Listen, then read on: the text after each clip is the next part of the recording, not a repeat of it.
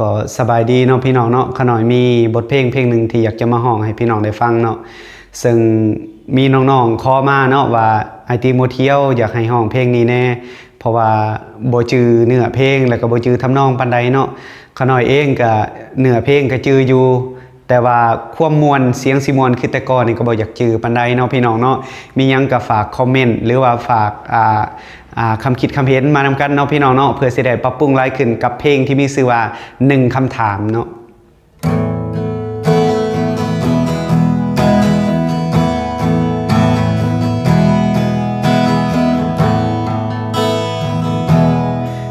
1คำถาม1ถ้อยคำอยากรู้ว่าเจ้านั้นคิดอย่างใดวันนี้เฮาต้องจากมื้อหนึ่งเฮาต้องไปอยากให้หูเอาไว้ว่าคิดถึงในเวลาที่ต้องไปเก็บไว้ในความทรงจำที่แสนดีว่ามีภัยคนหนึ่งคอยห่วงใยทุกนาทีว่าเจ้านั้นอยู่ดีหรือทุกข์ใจยามเจ้าเหงายังมีคนอยู่เคียงข้างยามอ้างว้าง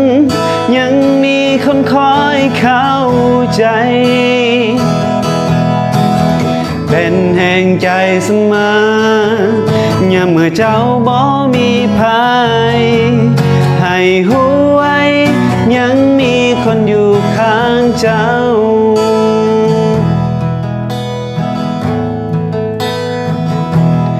1คำถาม1ถ้อยคำอยากรู้ว่าเจ้านั้นคิดอย่างใดวันนี้เฮาต้องจากมื้อหนึ่งเฮาต้องไปอยากให้หูเอาไว้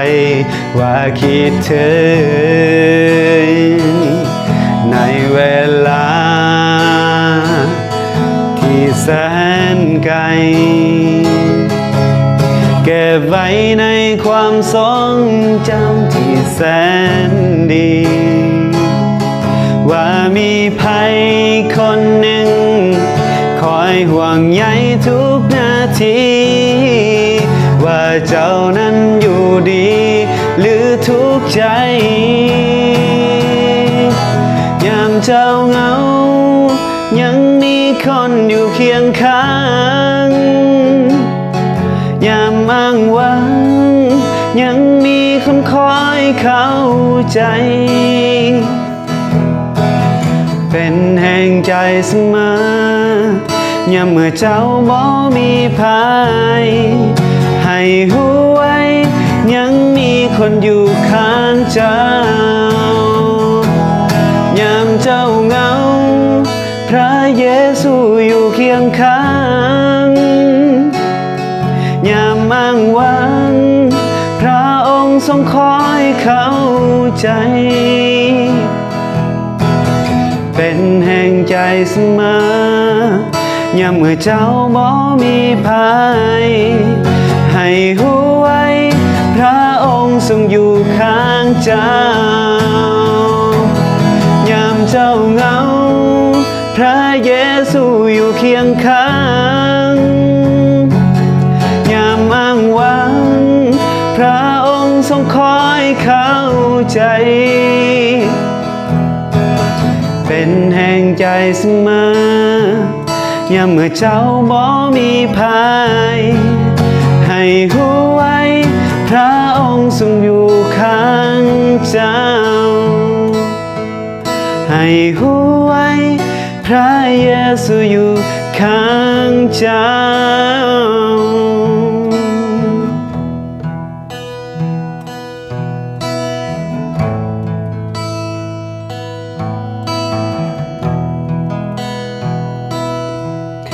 ให้หูไว้พระเยซูอยู่ข้างเจ้า